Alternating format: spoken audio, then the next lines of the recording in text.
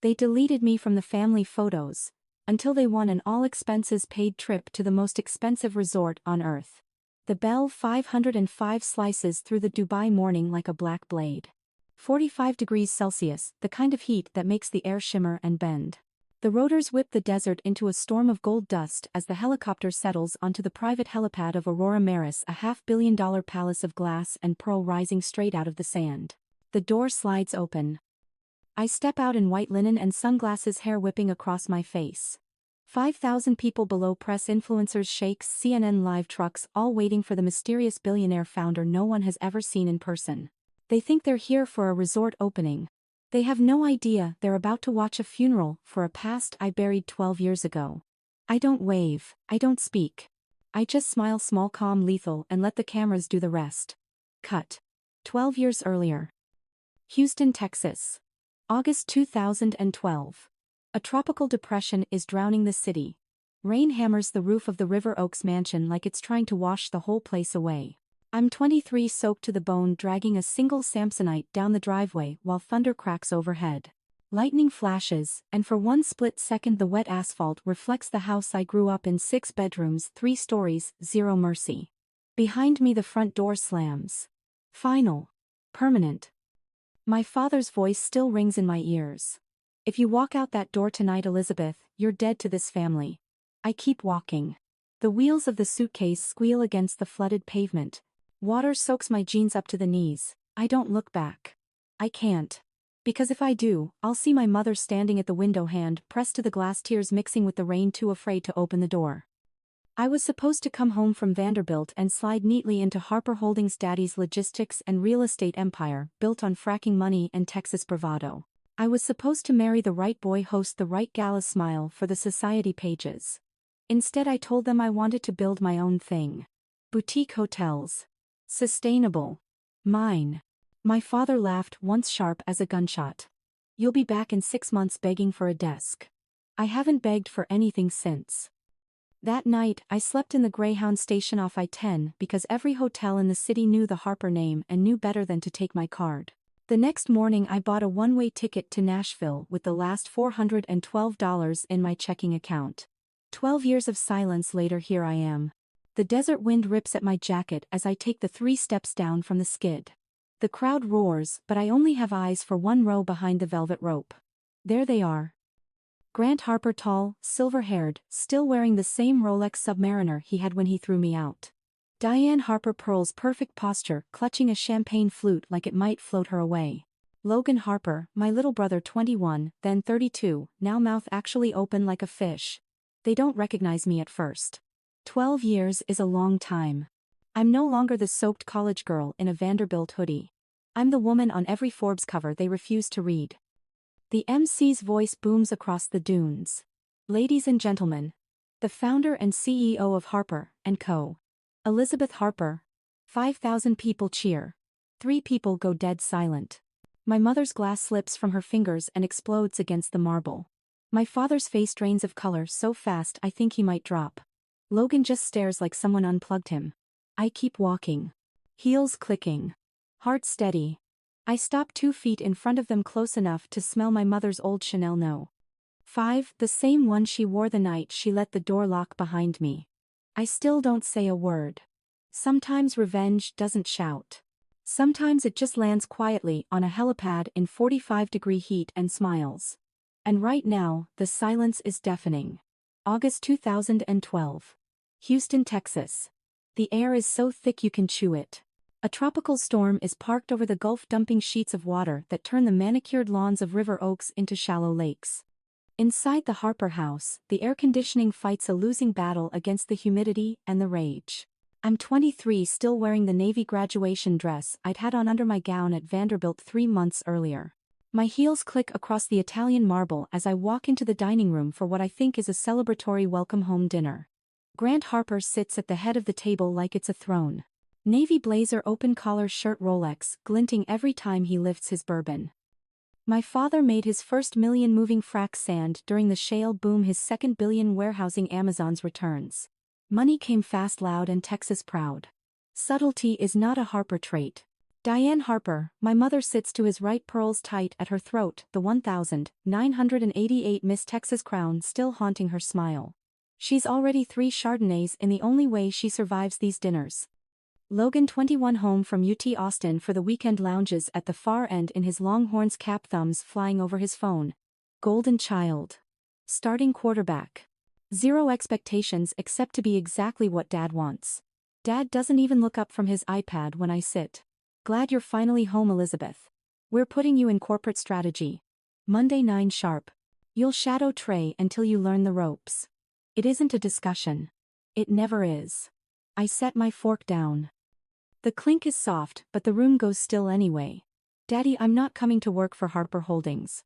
Silence. Even the storm outside seems to pause. He laughs once the short bark I've heard end boardroom arguments. Of course you are. You've got a Vanderbilt degree we paid for. Time to earn your keep. I'm starting my own company, I say, voice steady even though my heart is jackhammering. Small boutique hotels. Sustainable, experiential. Places that actually mean something. Logan snorts. Mom's eyes flick to Dad like she's watching a bomb tick. Grant leans back, swirling the bourbon. Let me get this straight. You're gonna throw away everything I built so you can play bed and breakfast with hippies. It's not throwing away, it's building something that's mine. His face goes the color of a Longhorns jersey. Yours, nothing is yours. The roof over your head, the degree on your wall, the Amex in your purse, every dime came from me. You think you're special because some liberal professor filled your head with dreams. This is the real world, little girl.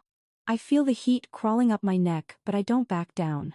I'm grateful for everything you gave me. But I'm not you. I don't want to warehouse Amazon boxes or flip land to frackers. I want to create something beautiful. He slams the glass down so hard the crystal stem snaps. Bourbon splashes across the white tablecloth like blood. You ungrateful. He catches himself, lowers his voice to that deadly calm that always scared me more than yelling. You have one chance to fix this. Apologize. Come to work Monday. Or you can get the hell out of my house and never come back. Mom finally speaks, voice trembling. Grant, honey, she's just confused. Stay out of it, Diane. Logan smirks behind his phone, recording the whole thing, I realize later.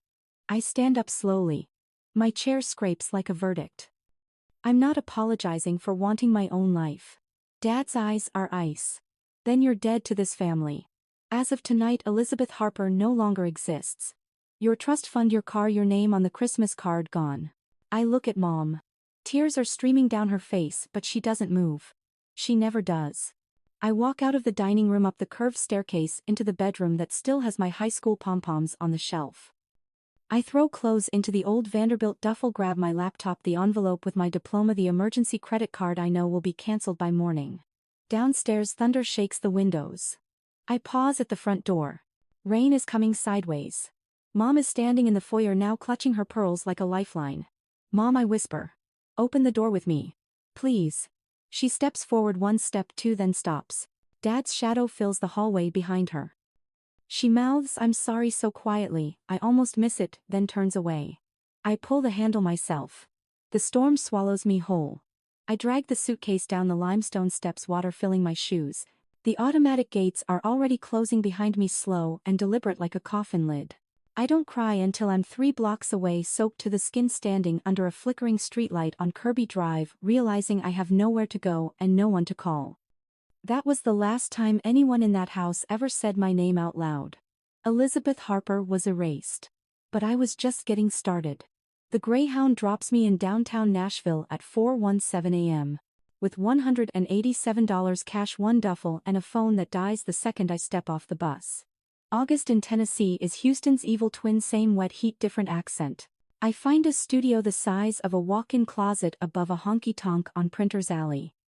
27 square meters, 1 window that faces a brick wall, and a shower that only does scalding or ice cold. Rent is $620 a month. I pay the first and last with the cash I have left and pray the jobs come fast. They do. 3 of them, 5 a.m., 11 a.m. barista at Bongo Java in East Nashville. I learn how to pull perfect rosettas while customers ask if I'm saving up for sorority dues. 3 p.m., 10 p.m., valet at the Hutton Hotel. Rich tourists tip in 20s, drunk bachelorettes tip in selfies. 11 p.m., 7 a.m., night audit at a budget inn off Briley Parkway. I check in truckers clean the lobby when it's slow and study QuickBooks tutorials on the ancient front desk computer with the volume muted. Sleep becomes a rumor. My body runs on iced coffee, Red Bull, and pure spite. I keep a single post-it on the mirror, make the silence so loud they have to hear it. One Thursday in March 2013 I'm working the valet podium in a black skirt and soaked blazer spring storm again because the South loves symmetry when a silver Bentley Continental rolls up. The driver is a woman in her 70s with snow-white hair twisted into a perfect chignon, wearing a navy suit sharp enough to cut glass. She hands me the keys like she's handing me a test. I park it perfectly, jog back through the rain and pop the umbrella for her. She studies me the way Texans study cattle, quiet, thorough, deciding what I'm worth. "You're soaked through," she says. Georgia accent slow as molasses. "Yes, ma'am." "You always smile like you mean it, or just when the tip might be good." "Only when I mean it." She laughs once low and warm. "Ruth Caldwell," she says, handing me a cream-colored business card. "Caldwell Hospitality Group. If you ever want to do something bigger than parking other people's dreams, call me."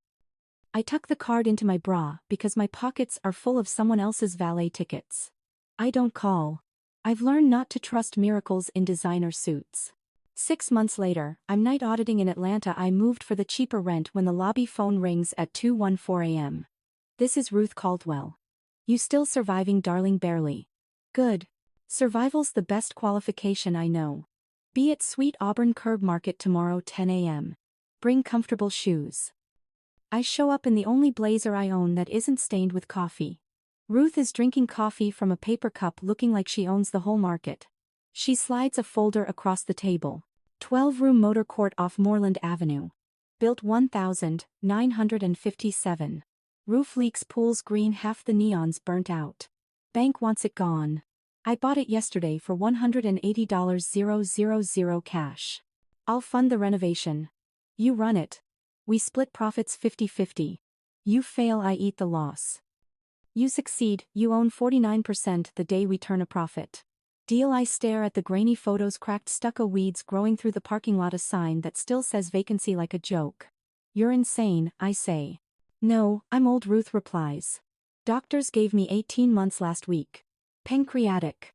I'd rather bet on fire than blood that doesn't share my name. I sign the contract on a napkin because I don't have anything else. We name it the Caldwell Arms. I move into room 107 so I don't waste money on rent. For 11 months I live on Red Bull and determination. I learn how to patch a roof from YouTube, how to negotiate with contractors who think a 24-year-old girl is an easy mark, how to sweet-talk the city inspector with homemade banana bread. I paint every wall myself, soft sage, warm cream accents, the color of sunrise. I plant jasmine along the walkway so the whole place smells like hope. I open the pool the day the new neon flickers to life, a simple scripted Caldwell Arms in peach and turquoise. That first night we have 6 rooms booked, mostly friends I begged on Facebook. By month 11 we're at 92% occupancy, 5-star reviews, and people driving from Buckhead just to take photos of the vintage sign. Ruth flies in from Savannah the day the accountant confirms black ink. She's thinner yellow at the edges, but her eyes are bright. She hands me a new set of papers. 49%, just like we said. The day I'm gone, the rest is yours. You earned it, Elizabeth Harper. I start to thank her, and she waves me off. Don't thank me. Thank the girl who dragged a suitcase through a Houston hurricane and refused to die. She's the one who built this. 2 months later Ruth passes in her sleep. I close the motel for one day, hang a wreath of jasmine on the office door, and reopen the next morning at 7 a.m. sharp. I still have the napkin contract framed above the front desk. That crumbling 12-room court off Moreland Avenue was the first piece of the world that ever belonged to me. And I was only getting started. Austin, Texas. The city is exploding, tech money, live music money, California refugees with cash to burn. I move Harper Co.'s headquarters into a converted warehouse on East 6th, exposed brick neon sign that says Harper in soft gold script. I choose the name on purpose. Harper. The surname my father declared dead. I'm bringing it back to life on my terms. We don't build big box resorts. We buy forgotten gems, old motor courts, 1,920 mansions, a decommissioned train depot in Marfa, and turn them into 15 to 30 room sanctuaries where every detail is personal. Hand-poured candles that smell like the desert after rain. Vinyl records curated to the guest's Spotify history. A handwritten note on the pillow that actually means something. Guests pay $800 to $2,500 a night and leave 5-star reviews that read like love letters. By 2017 we have 8 properties, $180 million in annual revenue, and a waitlist for investors. Ruth's original 12-room motel in Atlanta is now a case study in every hospitality MBA program south of the Mason-Dixon. I need a team that can scale this without killing the soul. Jax Morales has been my ride or die since Vanderbilt. Economics major East Austin kid who put himself through school bartending. He's the only person who answered my 2 a.m. texts when I was sleeping in room 107. I make him COO the day we sign the lease on the warehouse. He walks in wearing cowboy boots and a grin and says, "Let's make these rich folks cry happy tears, Liz." Then comes Connor Reed. Harvard MBA 32 looks like he was grown in a J. Crew catalog, dark hair, green eyes, smile that closes deals. He flies in from New York, pitches a 20-slide deck on international expansion, and drops names, like Goldman and Blackstone, the way other people drop please and thank you. The numbers are flawless. Jax hates him on sight. He smells like trust fund cologne, Jax mutters. He also smells like $1 billion exit, I answer. I hire Connor as CFO in spring 2018. For 18 months everything is golden. We open properties in Charleston, Santa Fe and Asheville. Vogue calls us the anti-chain chain. Connor charms Middle Eastern sovereign funds on Zoom while wearing a $10,000 watch. Revenue triples. Then October 2019. Dallas. The Texas Hotel and Lodging Association Conference at the Omni. I'm keynote speaker. I finish my talk, intimacy at scale, why small is the new luxury, and head to the rooftop bar to find Jax. Instead I see Connor in a corner booth leaning across the table toward a silver-haired man in a navy blazer and open-collar shirt. Even from 30 feet away, the posture is unmistakable, shoulders squared, chin lifted the way my father has looked down on people since I was 5. Grant Harper. Connor slides an envelope across the table. My father taps it once, nods, slips it into his breast pocket like it's a handshake. I stand there long enough for the ice in my drink to melt. Connor glances up, sees me, and the color drains from his perfect face. I don't make a scene. I just turn and walk away. Back in Austin I pull the security footage from Connor's company laptop. Yes, I have the keys, it's my company. Late night emails to an offshore account in the Caymans. Flight manifests. A folder labeled GH, leverage. Jax watches the screen with me, arms crossed. How much do you think Dad's paying him? Doesn't matter, I say. He just bet against the wrong Harper. I don't fire Connor yet. I need to know how deep the knife goes. Instead I greenlight the biggest project we've ever attempted, Aurora Maris, a 280-key $540 million resort in Dubai shaped like a pearl nautilus rising straight out of the desert. Investors line up from Abu Dhabi to Singapore. We break ground in 2021. And every time Connor walks into my office with another flawless spreadsheet, I smile the same small smile I practiced in the mirror the night I left Houston. He has no idea the silence he's hearing is the sound of the trap closing. Because the Harper name on our letterhead, that's not his legacy anymore. It's mine. And I'm about to carve it somewhere, no one can erase it again.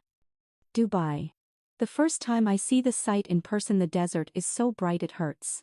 A blank canvas of sand stretching to every horizon, and in the middle of it a half-finished nautilus of glass and pearl already rising like something alive. Aurora Maris, 280 keys, 3 infinity pools suspended 30 stories above the dunes, a rooftop, helipad, underwater spa, tunnels, and a dome that changes color with the sky. $540 million. My signature on every curve. We partner with the Abu Dhabi Investment Authority and a Singapore family office that owns half the hotels in Asia. I fly in every 6 weeks, sleep in a construction trailer, drink coffee thick as crude oil with Emirati princes, who call me Habibti and mean it. The world's richest people are writing 8-figure checks just to get on the waitlist. Everything is perfect. Until it isn't. March 2022. Austin, 2:13 a.m. I'm on the warehouse roof with Jax drinking Shiner Bock and watching freight trains crawl across the city when our corporate counsel calls. Elizabeth, we have a ghost shareholder. 3.8% of Harper Co. Series C. Bought through 6 Cayman shells layered so deep it took our forensic guys 3 months to trace. final beneficiary is a Delaware LLC called River Oaks Legacy Holdings. River Oaks. My childhood zip code. Legacy. The word my father used like a weapon. I don't need to see the signature. I know whose money it is. Grant Harper has been buying pieces of my company behind my back. Quietly. Patiently. Waiting for the right moment to stand up at a board meeting and say actually this was mine all along. Jax whistles low. That's roughly $42 million worth of your blood, sweat, and tears he's holding. I feel the old rage crawl up my spine, the same burn I felt the night he slammed the bourbon glass. But this time it's colder. Sharper. Get me a price on every share he owns, I tell the banker on speaker. I want it gone by sunrise. It's after hours in Cayman, I said sunrise. By 4:47 a.m. We have the number he paid a 38% premium to stay hidden. Selling now means eating a $28 million loss. Jax looks at me like I've lost my mind. Liz, that's real money. We're lighting it on fire, just to spite him. No, I say, voice flat. We're cutting out a tumor. Some things are worth more than money. At 9:03 a.m. Dubai time, I sign the block trade. $42 million of my father's dirty oil money is dumped onto the market at a discount. By noon it's scattered across pension funds in Norway and a university endowment in Qatar. Gone. Untraceable. Erased. I send one email from my phone, no subject line, addressed to an account I know Connor still checks. Tell him the bloodline just got sterilized. He's not in my company anymore. He never was. Connor walks into my office 40 minutes later, pretending nothing happened, latte in hand, smile dialed to 11. Morning, boss. Abu Dhabi just confirmed the final tranche. I don't let him finish. I spin my monitor, so he can see the shareholder registry. River Oaks Legacy Holdings now at 0%. His latte pauses halfway to his lips. I lean back in my chair. Anything you want to tell me, Connor? He recovers fast. I'll give him that. Sounds like a routing error. I'll have legal look into it. You do that, I say, standing. While you're at it, pack your office. Security will escort you out in 10 minutes. He blinks, finally scared. Elizabeth, this is insane. You can't just. I just did. And Connor, I step close enough to smell his fear under the cologne. Next time you sell me out, pick someone who doesn't know exactly how my father takes his bourbon. He's gone by lunch. Laptop wiped, badge deactivated, reputation in Dubai already texting itself to death.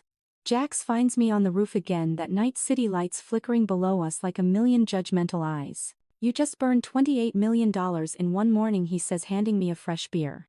Feel good? I take a long pull. The loss stings, yes. But something else is louder. I feel clean, I say. For the first time since I was 23, no one owns even a sliver of me. Aurora Maris rises faster after that. We pour the helipad in January 2023. We seed the dunes with salt-tolerant grass so the resort looks like it's floating on an emerald ocean. We install the mother-of-pearl tiles that shift color with the sun until the whole building breathes. And every night when the construction lights turn the desert gold, I stand on the unfinished dome and look west toward Houston, toward everything I left in the rain, and I whisper the same line into the wind. You tried to bury me with your name. I just built a palace out of it. Opening day is 18 months away. And I already know exactly how I'm going to arrive. Austin, Texas. Late March. The marketing floor smells like Red Bull and panic. We're 45 days from the Aurora Maris grand opening, and the team just launched the biggest stunt in hospitality history: 10 all-inclusive, private jet, plus 7 night stays for our top-tier loyalty members and their guests. The campaign is called Where the Sky Meets Your Name. We seeded it across Instagram, TikTok, and a 30-second spot during the Oscars. Entry is simple: post a photo of your favorite Harper Co memory, tag us. Done. Over 1.8 million entries in 2 weeks. The draw is handled by a third-party blockchain auditor in Switzerland. Untouchable. Unchangeable. Live streamed. I'm in the warehouse war room with Jax and the PR team when the final envelope prints. The head of marketing tears it open like it's the golden ticket. Pair number 10. Mr. and Mrs. Grant Harper plus one guest, Mr. Logan Harper. Houston, Texas. The room goes so quiet I can hear the server fans humming. Jax turns to me slowly. You've got to be kidding. I stare at the names on the screen. Grant Harper. Diane Harper. Logan Harper. Same address on River Oaks Boulevard that still shows up in my nightmares. Someone laughs nervously. Someone else pretends to cough. Jax closes the conference room door, lowers his voice. We can still scrub them. Call it a duplicate IP address, a glitch, whatever. No one will ever know. I don't answer right away. I just keep looking at those 3 names glowing white on black. 12 years of silence. 12 years of them pretending I drowned in that Houston storm.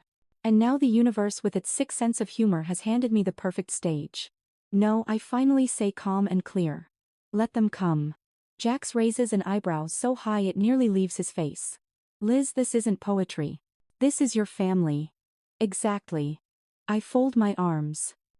I want them to stand on marble. I paid for drink champagne. I bought sleep under a roof that has my name on every single deed. I want them to see what I built without a single dollar of theirs, without a single welcome home. He studies me for a long second, then exhales through his teeth. You sure you want them that close? I've been close to them my whole life, I say. This time I'm the one holding the door. The invitations go out the next day. Thick cream cardstock gold foil, Harper Co crest embossed so deep you can feel it with your fingers. Inside a private jet itinerary from Houston Hobby to Dubai, departing June 12th, returning June 19th. First class everything. Personal concierge. Helicopter transfer from the airport straight to Aurora Maris. I can picture it perfectly. Dad opening the envelope in his study, squinting like it's a joke until he sees the valuation printed discreetly. In the corner, estimated trip value $480,000. He'll chuckle that low satisfied laugh and tell Mom looks like somebody finally built something worth a damn. Mom will press a manicured hand to her pearls and whisper, "A Harper deserves the best, doesn't he?" Logan will post the boarding pass on his story with the caption "Manifestation works, y'all dire" and 2000 via emojis. They'll board the Gulfstream in Houston wearing sunglasses and entitlement, convinced the world is finally recognizing the name the way it always should have.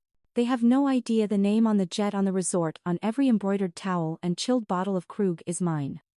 And when that helicopter lifts off from Dubai International and banks over the dunes toward the Nautilus glowing pearl white against the desert, they'll look down and see the helipad with the scripted H big enough to read from the sky. They'll feel proud for half a second. Then the door will open. And I'll step out. No speech prepared. No dramatic monologue. Just 12 years of silence finally given shape. Jax was right. It isn't poetry. It's symmetry. And it's already in motion. The 15th of June 2023. 8:47 a.m. Dubai. 46 degrees Celsius and rising. The desert sun is already white hot, turning the dunes into molten gold. 5,000 people, sheikhs in flowing white thobes, influencers in designer abayas, CNN, BBC, every major network on the planet are packed behind velvet ropes that stretch across the sand like a red carpet to nowhere. Aurora Maris rises behind them, the Nautilus shell of glass and pearl, 280 meters tall, its curved facade shifting from rose to turquoise as the light hits the mother-of-pearl tiles. 3 suspended infinity pools glint 30 stories up. The helipad crowns it all, a perfect circle of white marble ringed in gold. The loudspeakers crackle. A single drumbeat starts low and steady like a heartbeat. High above the marina, my Bell 505 lifts off from a private yacht dock. I'm in the back in a white linen jumpsuit, hair twisted into a low knot, sunglasses hiding eyes that haven't slept in 2 days. The pilot Ahmed gives me a thumbs up. 2 minutes, Miss Harper. I nod once. My pulse is calm. This moment has been 12 years in the making. Below us the resort grows larger, the crowd a colorful smear against the sand.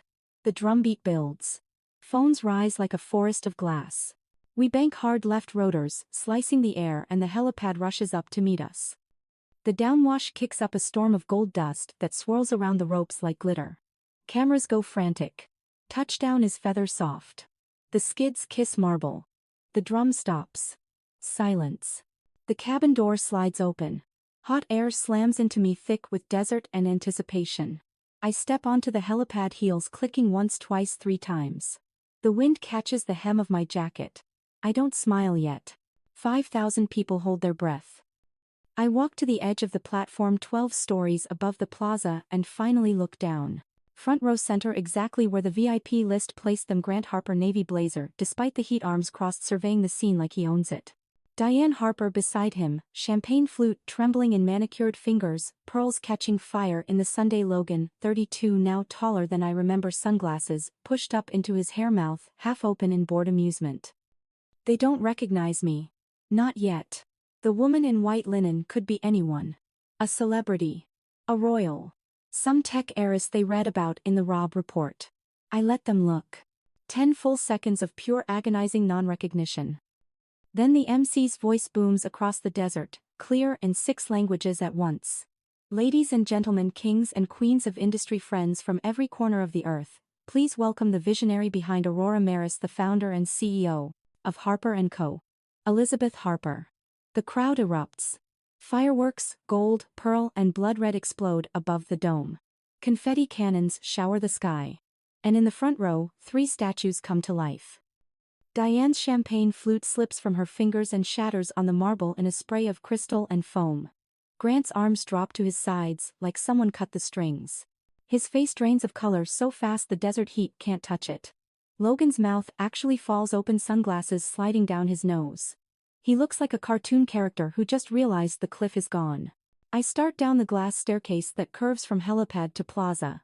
120 steps. Each click of my heel is a year I survived without them. 70 steps down, I'm close enough to see the details I've dreamed about in nightmares. Mom's lipstick is the same coral shade she wore to my high school graduation. Dad's Rolex is still the Submariner he had on the night he killed my name. Logan is wearing the same smug half-smirk he had when he filmed me crying on his phone. 40 steps. I reach the bottom. The crowd parts like the Red Sea. Phones track me in a wave of flashing lights. I stop exactly 2 feet in front of them. Close enough to smell Mom's Chanel, Dad's bourbon breakfast, Logan's overpriced cologne. I remove my sunglasses slowly and meet their eyes for the first time in 12 years. Diane makes a sound, half sob, half gasp. Her hand flies to her pearls like they can shield her. Grant's jaw works but no words come. The man who once ruled boardrooms with a glance is suddenly gloriously mute. Logan whispers Lizzie like he's seeing a ghost.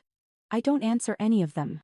Instead, I walk past close enough that the wind from my passing lifts the edge of Mom's silk scarf and head straight to the dedication plaque waiting on a mother-of-pearl easel.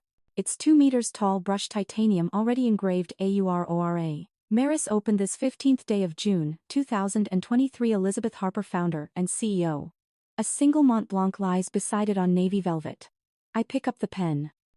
The same pen I used to sign my first Caldwell Arms lease on a napkin. The same pen I used to sign the $28 million sell order that erased my father's shares. I lean over the plaque. And in one slow, deliberate stroke, I sign my name in black ink, Elizabeth Harper. The script is identical down to the loop on the Y and the sharp tail of the R to the signature they scrubbed from every family document 12 years ago. Camera zooms so close I can hear the shutters. When I straighten, the applause is deafening. I finally turn back to the front row. Mom is openly crying now, mascara tracking down cheeks that haven't seen tears in public since 1988. Dad looks 100 years old. Logan just stares at the plaque like it's written in fire. I give them the smallest, calmest smile I have in my entire arsenal. Then I walk away into the resort that carries my name in lights 10 meters high, and I don't look back. Not once. Because some doors you only open once. And I just slammed this one for good. 2 weeks later. Austin, Texas. The video hits 400 million views in 72 hours. Slow-motion clips of me stepping off the helicopter, hair-whipping desert gold behind me set to everything from Hans Zimmer to Megan Thee Stallion. TikTok stitches Twitter threads, morning show segments.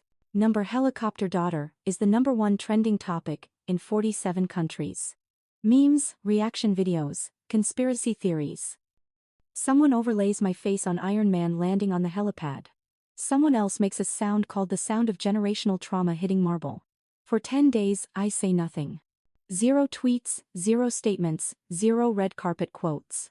My phone is on, do not disturb. My inbox is a war zone. That silence is deliberate. Because on day 4, the counterattack begins. A leak hits Bloomberg, then Daily Mail, then every outlet that still loves a rich family scandal. Exclusive: Harper Co. built on secret $15 million seed round from Harper Holdings 2014. Attached are grainy PDFs, wire transfer records, a forged term sheet, and email chain that looks exactly like my Vanderbilt address but with one letter changed. The metadata is perfect. The story is poisonous. Within hours, the narrative flips. She's not self-made. She's just another Nepo baby with better PR. Classic Texas oil money dressed up as girl boss. Late-night hosts make jokes about daddy's helicopter. My stock drops 9% in pre-market. Connor Reed's fingerprints are all over it. Burner accounts, paid influencers, a PR crisis firm in Dallas that used to rep my father. Grant Harper gives one calm, sorrowful interview to Fox Business from the back nine of River Oaks Country Club. I'm proud of what Elizabeth's accomplished. I only wish she'd be honest about where the ladder started. Translation: I paid for everything and she's ungrateful. By day 8 the comment sections are brutal. Old Vanderbilt classmates crawl out to say they always knew. A subreddit called r divided by Harper fraud gains 300k members overnight. Brands that booked Aurora Maris for photoshoots quietly postpone. Jack storms into my office on day 9 waving his phone. They're eating you alive, Liz. We have to respond. I'm standing at the window watching thunderstorm clouds pile up over Lady Bird Lake. Let them eat, I say. They're about to choke. Day 11, 7:00 p.m. EST. CNN's primetime studio in New York. The anchor Maya Chen introduces me with the gravest face she can muster. Tonight Elizabeth Harper finally breaks her silence on allegations that her empire was built with family money. The set is cold. Lights hot. One chair. No desk between us. Just me in a simple black blazer, hair down, no jewelry except the pearl ring. My mother will return 6 months from now, but that's another story. Maya leans in, voice honeyed with skepticism. Miss Harper, the documents appear to show you received millions from your father's company in 2014. The public feels misled. How do you respond? The red tally light blinks. 200 million people watching live. I look straight into the lens. And I say only 2 sentences. I didn't inherit money. I inherited silence. And I turned it into something louder than any of you can imagine. Then I stand up and walk off set. No follow-up. No rebuttal. No tears. The clip explodes harder than the helicopter footage. Within an hour it's the most shared video in CNN history. The phrase "I inherited silence" becomes a tattoo, a protest sign, a sample in 3 different rap songs. The tide turns overnight. Women who grew up with toxic fathers flood my DMs with their own stories. Forbes runs a cover, "The Sound of Silence." How Elizabeth Harper weaponized absence. Aurora Maris bookings for the next 2 years sell out in 6 hours. The stock rebounds 18% by breakfast. Grant Harper's interview starts to look like the desperate gasp of a drowning man. Connor's crisis firm quietly deletes every post and goes dark. I never release the forensic report proving the documents were forged. I never sue. I never explain nothing. Because the loudest answer is the one I already gave, silence chosen and shaped into a blade cuts deeper than any press release ever could. And the world finally hears it. September 2023. 3 months after the helicopter. The empire that once bore my last name starts to crack in public piece by piece, exactly the way I never asked it to but no longer mind watching. It begins with a quiet press release from the SEC on a Tuesday morning. Nobody was expecting. Investigation opened into Grant M. Harper and related entities for suspected insider trading, securities fraud and money laundering through Cayman and Swiss structures. By noon, the stock of Harper Holdings is halted. By close of business, it's down 63%. Reporters camp on the manicured lawn of the River Oaks mansion like it's a crime scene. Which technically it now is. 2 days later, Connor Reed is arrested at Geneva Cointrin Airport trying to board a private Falcon 7X bound for Buenos Aires. Swiss police find 2 passports, $840, 0 inches cash in a Pelican case and a one-way ticket under the name Carlos Rivera. CNN runs the handcuff photos on loop. Connor, usually so polished, hair uncombed, looking like a man who just realized money can't outrun consequences. The indictment is 142 pages. Turns out Connor had been skimming finder's fees, cooking books and funneling Harper family money into fake Harper & Co investments for years, all to keep Grant in the game after I sold his shares. When the SEC subpoenaed his laptop, the whole house of cards collapsed. Harper Holdings files Chapter 11 the following Monday. The banks take the headquarters on Post Oak, the fleet of Gulfstreams, the ranch in Aspen. The River Oaks house, 6 bedrooms, 3 stories, 0 mercy, goes into foreclosure. A red auction sign appears on the lawn by Friday. Dad stops answering the door. Reporters catch him once jogging to his Bentley in gym shorts and bedroom slippers, shouting no comment before peeling out like he's still in control. And then comes the letter. It arrives at the Austin office in a cream envelope with no return address postmarked Houston. My assistant almost tosses it with the fan mail, but the handwriting perfect Palmer cursive stops her cold. She brings it to me unopened. 8 pages. Hotel stationery from the Holiday Inn off 610, the kind with the old green logo. Mom must be living there now. I read it alone on the warehouse roof at sunset, Shinerbach going warm in my hand. Dearest Elizabeth. If you're reading this, it means I finally found the courage to write it and the stamp to send it. I'm sitting in room 312 with the hum of the ice machine outside, and Logan asleep on the pull-out couch. We lost the house yesterday. They changed the locks while we were at the lawyer's office.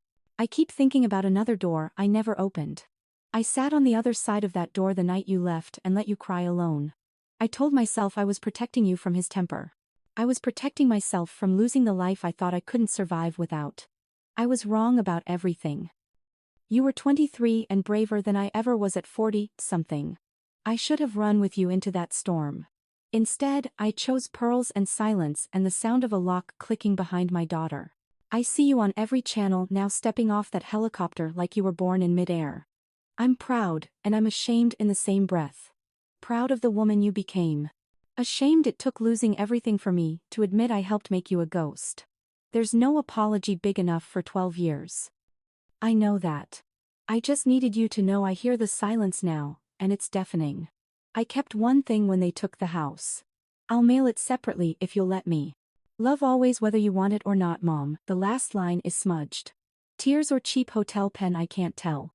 I fold the pages carefully, slide them back into the envelope, and watch the sun bleed out over the Colorado River. I don't cry. I gave those tears to a Houston driveway a long time ago. But for the first time in 12 years, the silence between us feels less like a wall and more like a door, one that might someday open from either side.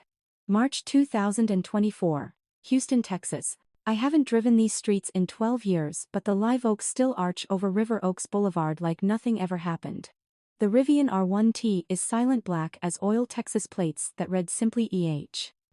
I park outside the old Mockingbird Cafe on Kirby, the one Mom and I used to go to after Saturday tennis lessons.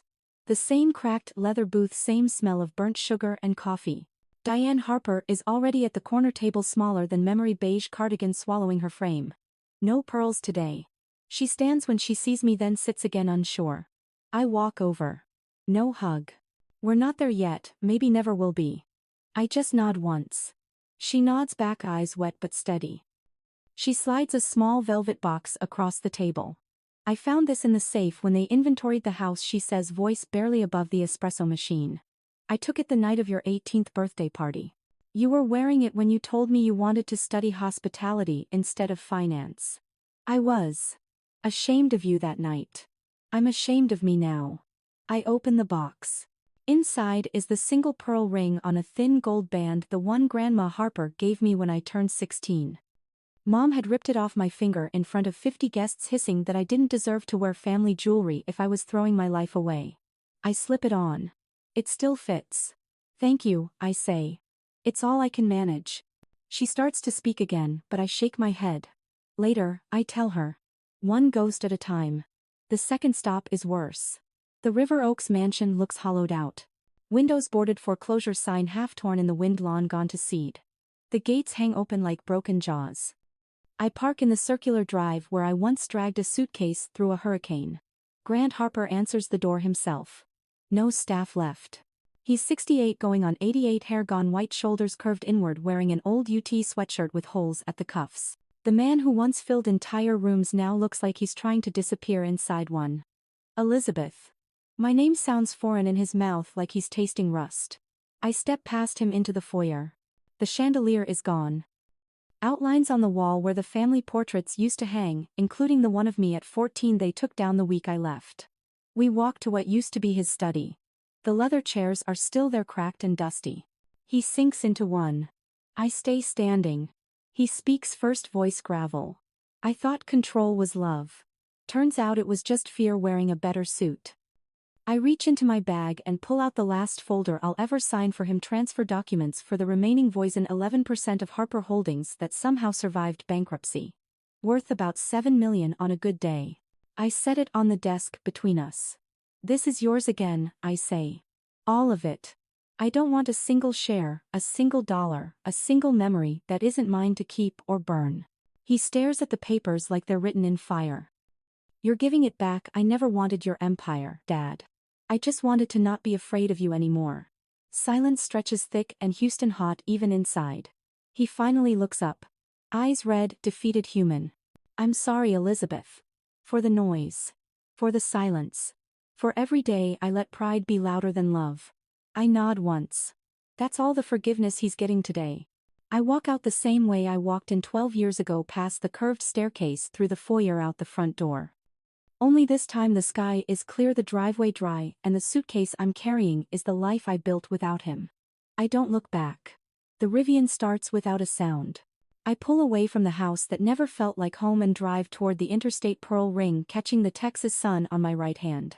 Some doors you close forever. Some you simply walk through and never reopen. June 2025. 1 year later. Austin, late afternoon. The new Harper Co headquarters sits on the east bank of Lady Bird Lake, 10 stories of glass and cedar rooftop garden dripping with wisteria. The sign out front no longer just says Harper in gold. Underneath, in smaller letters, home of the Second Name Foundation. We launched the fund 6 months ago.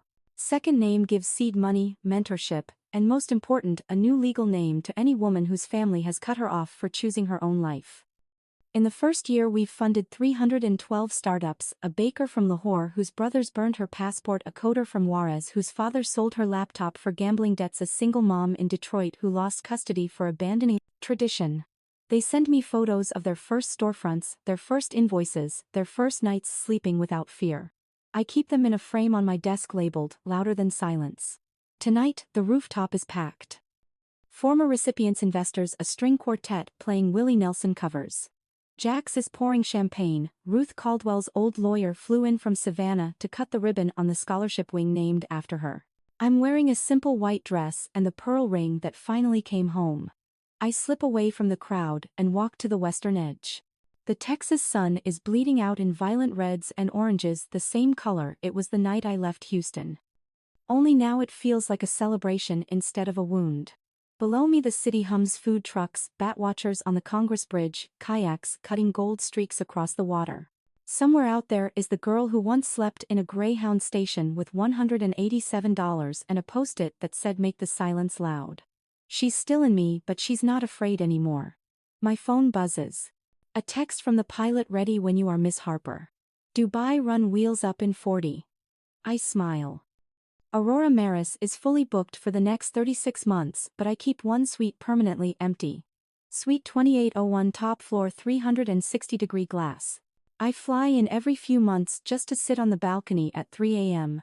Watch the desert wind reshape the dunes and remember what it felt like to own nothing but tomorrow. Tonight I'm going back for the Second Name Global Summit. 200 women from 40 countries will land on the same helipad that once carried my past. They'll step off nervous, clutching backpacks instead of Louis Vuitton. I'll be there to greet them, no cameras, no fireworks, just a quiet welcome home in whatever language they need to hear it. Jax finds me at the railing. He hands me a fresh shiner without asking. You okay, boss? I nod toward the sunset. I used to think peace would feel like winning. Turns out it just feels like breathing. He clinks his bottle against mine. You breathed pretty loud tonight. Those women in there, they're naming their daughters Elizabeth now. I laugh once soft. Let's not get carried away. Below us the helipad on the roof lights up, white LEDs tracing a perfect circle. The same Bell 505 that carried me over Dubai 2 years ago sits fueled and waiting, rotors still. I finish the beer, set the bottle down and walk toward it. No press. No crowd. Just the Austin evening wrapping around me like an old friend who finally learned how to hold me gently. I climb in, buckle up, slide the headset on. The pilot gives me the same thumbs up Ahmed gave me that first time. Direct to Dubai, Miss Harper, direct, I say. The rotors spin up. The city tilts away beneath us, lights flickering on like a million small promises kept. We bank west first, chasing the last of the red sun, then south across the Gulf, the same route I took when I still had something to prove. Only this time the cabin is quiet. No storm in my chest. No revenge on my tongue. Just the low steady thrum of engines carrying me forward. As the Texas skyline shrinks to a thin gold line on the horizon, I lean back, close my eyes, and let my own voice fill the headset, soft, steady, finally free. They taught me silence. I just chose when to break it. The helicopter climbs into the night, carrying me toward a desert that already knows my name. And for the first time in my entire life, the silence that follows feels exactly like peace.